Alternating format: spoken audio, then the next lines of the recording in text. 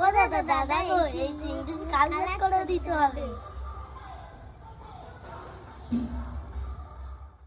নমস্কার সবাইকে। আজকের একটা নতুন রেসিপি নিয়ে চলে এসেছি, চিংড়ি মাছের ফ্রাই বা চিংড়ি মাছের কাটলেট।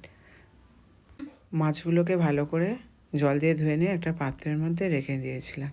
তারপরে মাছগুলোকে ভালো করে কেটে পরিষ্কার করে নিয়েছি। মাছগুলোকে কিভাবে পরিষ্কার করে নিয়েছি সেই ভিডিওটা পুরোপুরি দেখাচ্ছি তোমাদেরকে। চিংড়ির ভেতরে একটা নোংরা থাকে, সেটাকে আমি বের করে ফেলে দিয়েছি। তারপর একটা ঝাঁটাকাঠি ইউজ করেছিলাম যাতে চিংড়ি মাছটা না ছোটো হয়ে যায়, লম্বা লম্বা থাকে। আমার কাছে চিংড়ি কাঠি ছিল না, তাই ঝাঁটাকাঠি ইউজ করেছি। তারপরে নিয়ে নিয়েছিলাম লেবুর রস আর আগে থেকে তৈরি করে রাখা মশলা। তার মধ্যে ছিল এলাচ, দারচিনি, লবঙ্গ, গোলমরিচ। সেগুলোকে নিয়ে আর আদা রসুন বাটা, পরিমাণ মতন নুন নিয়ে একসঙ্গে ভালো করে মিক্সড করে নিয়েছিলাম। তারপর এটাকে আধ ঘন্টা রেখে দিয়েছিলাম।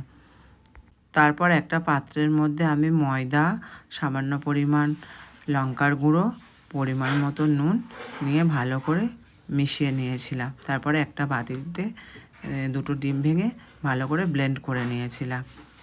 নেওয়ার পরে চিংড়ি মাছগুলোকে ভালো করে ময়দার উপরে কোট করে নিয়েছি। কোট করে নেওয়ার পরে ডিমের মধ্যে ওটাকে দেওয়ার পরে বিস্কিটের গুঁড়োর ভালো করে কোট করে নিয়েছিলাম। দুদিকটাতে ভালো করে কোট করে নিয়েছিলাম। তারপর একই পদ্ধতিতে আমি পরপর সবগুলো এইভাবে বানিয়ে নিয়েছিলাম।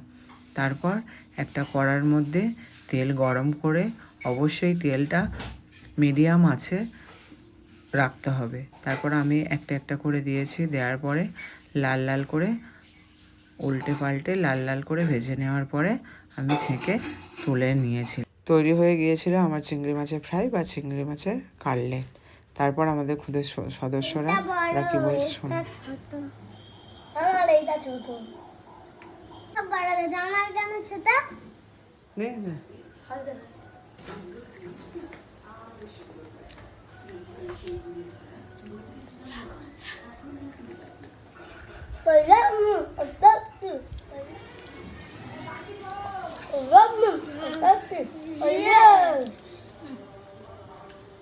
দাদা তুমি তো খেতে